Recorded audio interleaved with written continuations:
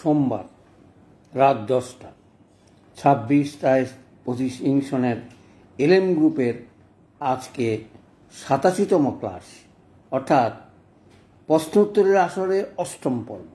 অর্থাৎ এর আগে আমরা 7টা আলোচনা করেছি প্রশ্ন উত্তরের আসর, সেখানে অনেকেই হয়তো প্রশ্ন করেছেন, উত্তর দেওয়ার চেষ্টা। আজকে আমরা কেস টেকিংয়ের যে বাধাসমূহ ছিল, আজকে 2 নম্বর বাধা দংশন নিয়ে আলোচনা করব।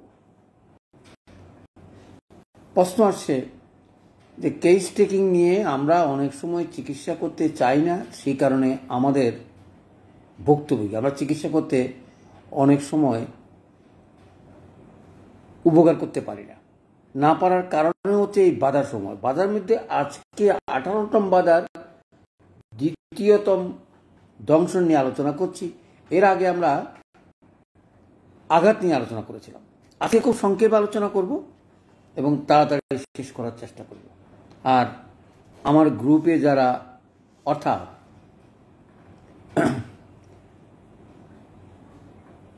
অর্থাৎ আমরা এলএম হোয়াটসঅ্যাপে একটা গ্রুপ আছে।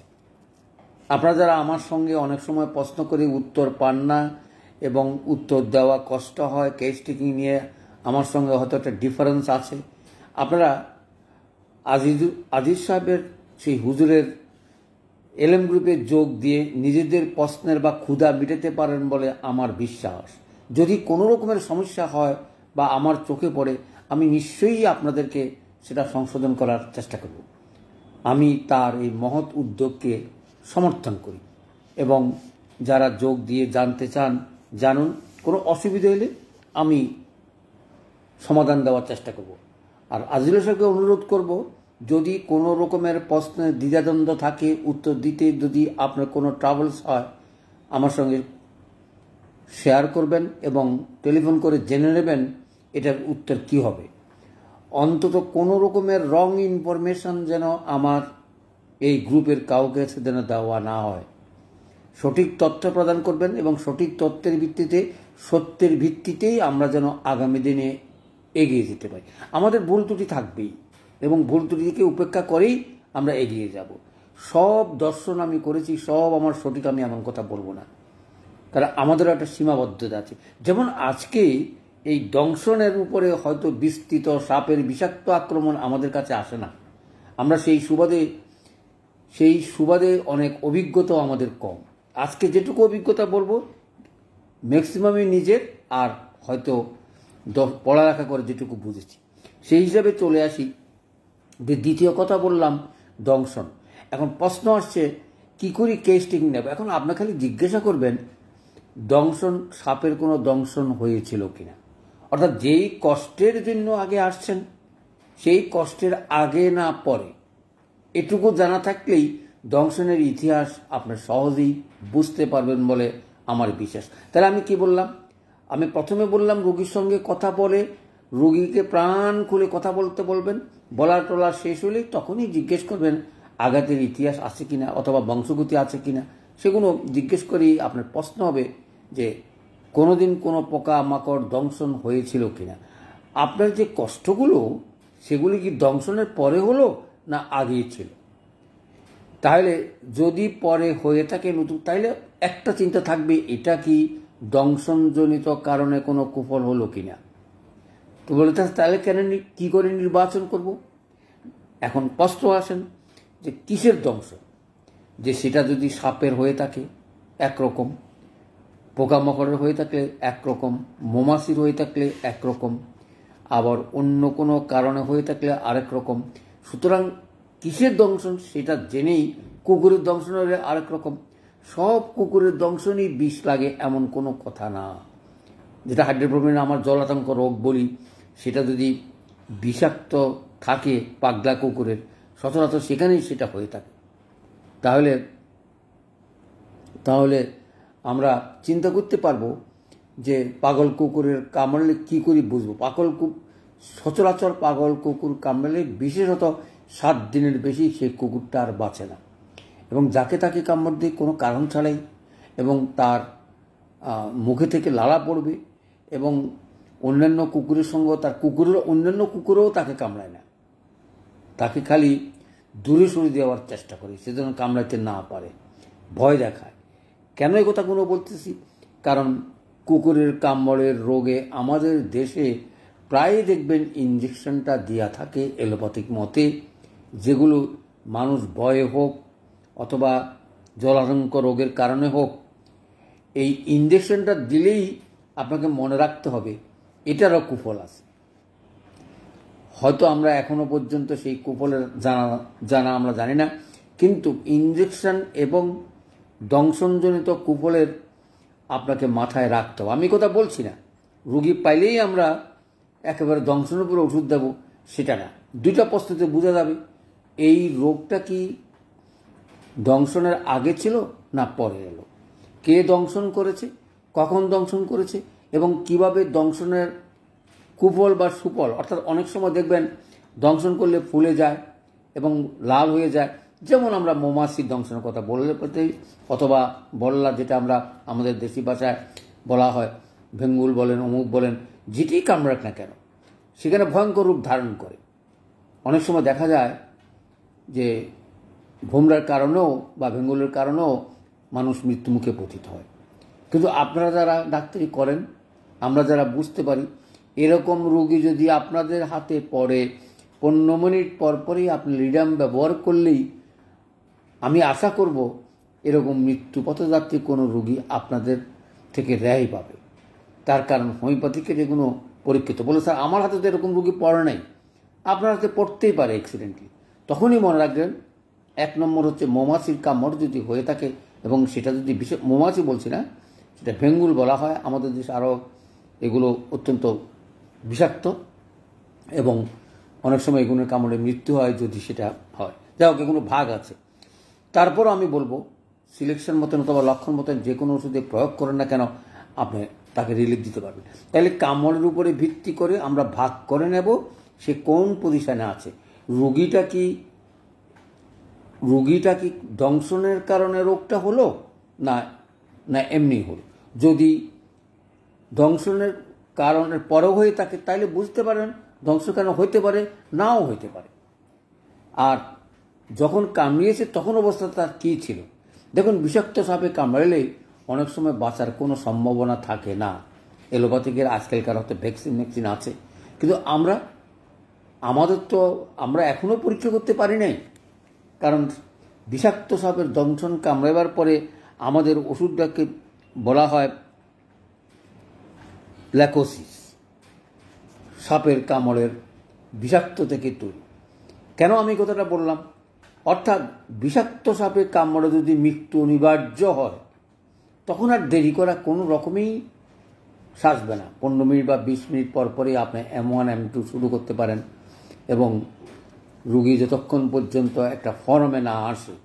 কারণ সাপের কামড়, যেটা আমরা জাতফানক বলি, অর্থাৎ বিষাক্ত সাপের দংশনের, এটা ছাড়া আর আমাদের আর কিছু জানার নেই। কিন্তু তাড়াতাড়ি আপনারা মেডিকেলে পৌঁছাবার চেষ্টা করবেন, তার আগে এই ওষুধটা দিবেন, অর্থাৎ ল্যাকোসিসটা প্রয়োগ করার চেষ্টা করবেন। তো বলে স্যার বুঝবো কী করে? কারণ সাপের বিষের যে খুব বিষাক্ত সাপে কামড়িয়েছে সেটা অনেকগুলো লক্ষণ আছে। আজকে এই বিস্তারিত তো আলাপ করতেছে না, অন্য সময় দেখবেন সাপের যদি কামড় দেয়, যদি 2টা দাগ থাকে, 2টা ছিদ্র থাকে, অর্থাৎ একটা আগে একটা পরে, তাইলে বুঝবেন সেটা বিষাক্ত সাপ। সঙ্গে সঙ্গে বান দেওয়ার কথা থাকে এবং উপরে নিচে, এবং তাড়াতাড়ি তার হসপিটালে যাওয়ার ব্যবস্থা করতে হবে। অথবা আপনার হাতে যদি তখন ল্যাকোসিস থাকে, আপনার দেরি না করেই ল্যাকোসিস প্রয়োগ করা উচিত। অথবা সেখান থেকে খুব মুছে অনেক সময় কেটে দিলেও রক্ত বেরিয়ে গেলে অন্তত উপরের দিকে রক্তটা উঠতে পারে না। রক্তের সঙ্গে যদি ল্যাকোসিস মিশে যায়, সাপের বিষ মিশে যায়, তাহলেই অনেক সময় কঠিন হয়ে পড়ে। কিন্তু আপনাদেরকে আজকে বলতেছি, আমার অভিজ্ঞতা থেকে বলতেছি, তার অর্থ এই কথা নয় যে আমি রুগী পেয়েছি, পরীক্ষা করেছি, সব কিছু সঠিক হবে। আপনারা এইরকম রুগী যদি পান, তাহলে আমি বলবো 15 থেকে 20 মিনিট পর পরে ল্যাকোসিস ব্যবহার করতে থাকবেন। 2টা জিনিস, একটা জিনিস হলো সাপেরটা বিষাক্ত কিনা, বিষাক্ত হলে ফুলে যাবে, তার রক্ত জল হয়ে যাবে এবং কুইক হার্ট ফেল করে। অর্থাৎ সচরাচর বিষাক্ত সাপের কামড়ে 15-10 মিনিটের বেশি সুযোগ পাবেন না। তাহলে ওষুধটা কী করে প্রয়োগ করবেন? কারণ ল্যাকোসিস ওষুধের ক্ষতির দিকও অত আছে। সেই ক্ষতির দিক চিন্তা করে একবার প্রয়োগ করে অপেক্ষা করেন, তাহলে বুঝতে পারবেন যদি সাপের বিষাক্ত হয় আপনার এক ডোজেই আপনি বুঝতে পারবেন আপনি চিকিৎসাটা চলবে কি চলবে না, অর্থাৎ রোগীর অবস্থাটা কী, হার্টবিটটা কী, এবং ক্ষত জায়গাতে কোনো রকমের অন্য কোনো জিনিস ঘটতেছে কিনা। সচরাচর বিষাক্ত সাপের কামড়ে ওই জায়গাগুলো ফুলে না, কারণ রক্তের সঙ্গে যদি মিশতে না পারে তাহলে বিষাক্ত সাপের বিষের কোনো কাজ করবে না। এবং আরও একটা কথা বলি, অনেক সময় যেটা প্র্যাকটিক্যাল, আমি এই কথা বলবো না যে সাপের যেখানে কামড়িয়েছে আপনি চুষে রক্তগুলো যদি বের করতে পারেন তাইলে, অথবা যে কোনো প্রকারে হোক সেখান থেকে রক্তটা বের করে নিতে পারলে রোগীটা সেফ হয়। এটা হচ্ছে আমাদের প্র্যাকটিক্যাল অথবা এলোপ্যাথিকের ভাষা।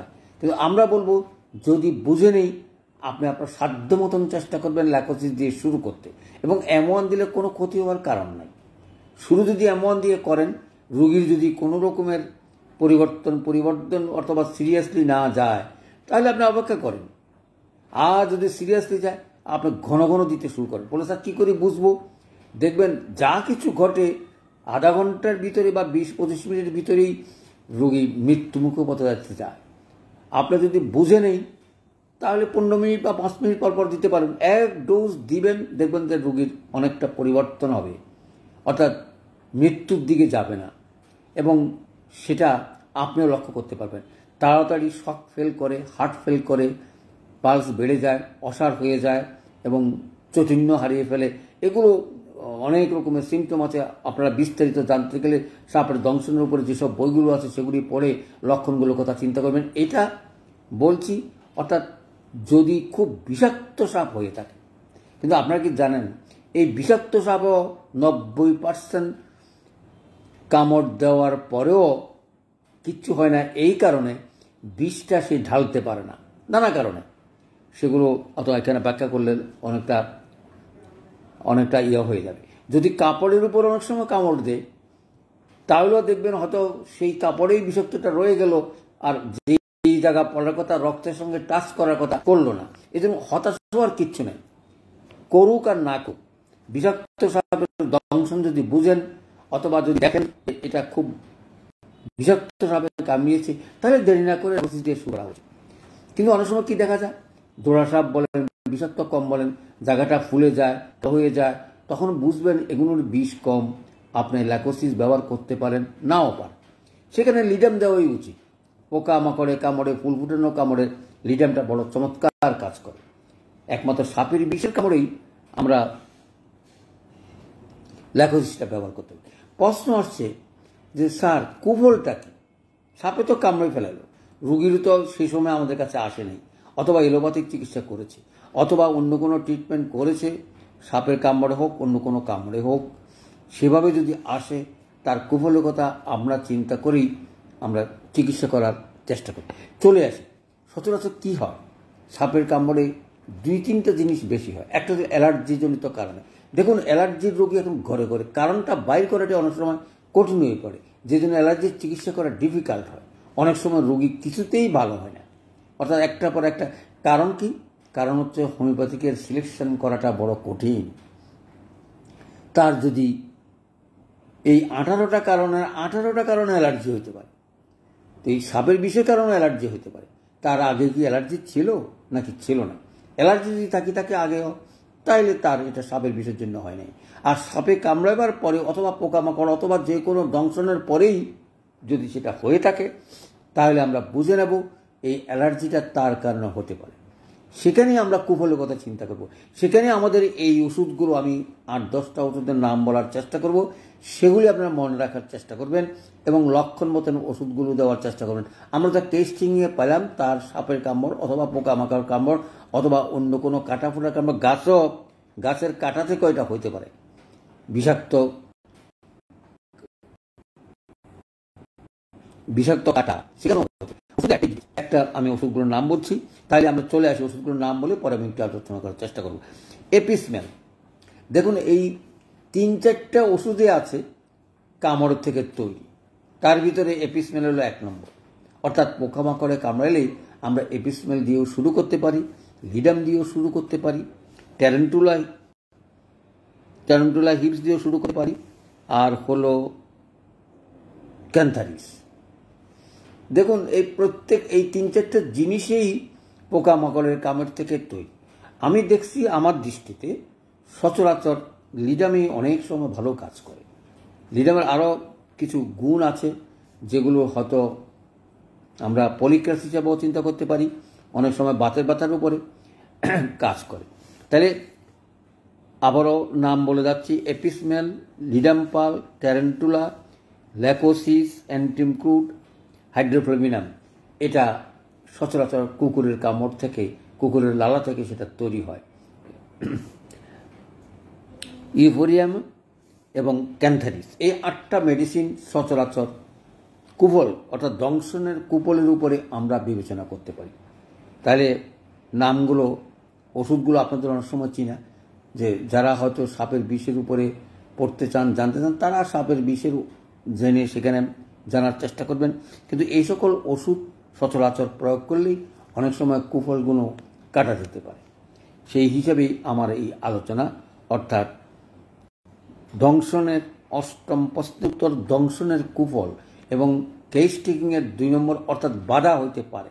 সচরাচর জেনারেলি এটা এত বাধা হয় না, কারণ পোকামাকড় কামড়ালে অনেক সময় অ্যালার্জি হতে পারে, অনেক সময় অন্য কোনো রোগও হতে পারে, সেটা আমাদের তো জানা নেই।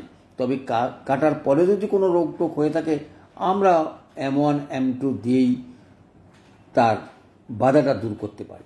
সচরাচর বাধার উপরে আমার একটা যে অভিজ্ঞতা আছে, সেটা 4টা পাওয়ার দেওয়া উচিত বলে আমি মনে করি। তার অর্থাৎ জেনুইন যদি হয়ে থাকে বাধাটা, তাহলে মিনিমাম আপনাকে 4টা ডোজ অর্থাৎ 4টা মাত্রা M1 M2 পাওয়ারটা আমাদের দেওয়া উচিত। চলে আসি, তাহলে কুকুর কামড়ের যে অভিজ্ঞতা, ইঞ্জেকশন দেওয়ার কুফলও অনেক সময় ইঞ্জেকশন জনিত যদি কুফল হয়ে থাকে,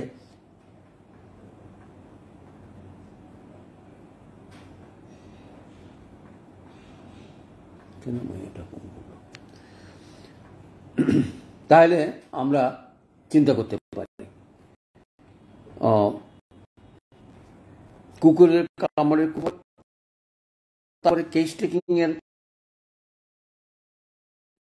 দংশনের উপরে আমাদের যে যদি কোনো কারণ থাকে, এই ওষুধগুলোর কথা মনে রাখবেন, লক্ষণভেদের উপর নির্ভর করে। তবে লিডাম্পালে সবচেয়ে ভালো, যদি সেটা কামড়ের ঠান্ডা পানি দিলে উপশম হয়, এবং এপিসও তাই। আর ট্যারেন্টুলা হিপসে কামড়ার ব্যাপারে কোনো জায়গা যদি সেটা কালো হয়ে যায় এবং পচে যায়, অনেক সময় ক্ষত হয়ে যায়, সেই ক্ষতটা সহজে ভালো হয় না, তাহলে আমরা সেগুলো দিতে পারি। অর্থাৎ এরকম ভালো হয়ে গেল, সেটা পোকামাকড়ের চিকিৎসা করে আসছেন, তখন আপনাকে মনে রাখতে হবে যে এই যে ওষুধগুলো, এগুলোর কুফলের জন্য আপনাকে লিডামটা প্রয়োগ করতে হবে। কারণ সচরাচর লিডামই হচ্ছে এই কুফলের, অনেক কুফলের গুলো কাজ করে। আরগুলো হচ্ছে স্পেসিফিক, যদি আপনি বুঝেন সেটা যে এটা এই কারণে হয়েছে। সচরাচর চিকিৎসা যতই বিভ্রাট থাকুক না কেন, অর্থাৎ যেই মতেই চিকিৎসা করে আসুক না কেন, আমরা যদি জানি যে তার এই কামড়ের উপরে তার কিছু চিকিৎসা হয়েছে এবং সেগুলি অহোমিওপ্যাথিক মতো হয়েছে, তাইলে আমরা কামড়ের লিডাম্পাল ওষুধটা প্রয়োগ করতে পারি, এবং সেটি হচ্ছে সবচেয়ে সুফল আমাদের বয়ে আনবে। আরগুলো যেমন যেমন আমি আলোচনা করলাম হাইড্রোফ্লোভিনাম, সচরাচর সেটা জলাতঙ্ক রোগের অনেক সময় সিরিয়াস হয়ে যায়, তখনই আমরা এই ওষুধটা প্রয়োগ করতে পারি। সচরাচর কুকুরের কামড়ে যদি সেটা পাগল কুকুর না হয়, অনেক সময় সেটা হয় না। কিন্তু আমাদের দেশে সবাই ভয়ের কারণেই এই এলোপ্যাথি ইঞ্জেকশন দিয়ে থাকে, তার কুফল। এই জন্যই আমি বলবো সেখানে ব্যবহার করা উচিত। আজকে এই 8ম ক্লাসে সাপের দংশনের উপরে, অর্থাৎ দংশনের উপরে যে বাধাগুলো আছে সেগুলোই ফেস টিকিং নিয়ে বাধাটা দূর করার চেষ্টা করবেন। আশা করি আপনারা অনেকেই আজকে যোগ দিয়েছেন, আমি জানি না, খুব ভালোই লাগলো, কিন্তু সংক্ষিপ্ত কারণে হয়তো আর বিশেষ বিস্তারিত আলোচনা করছি না। পরের ক্লাসে আমি আরও আপনাদের তথ্য কথা দিয়ে সুন্দর করার চেষ্টা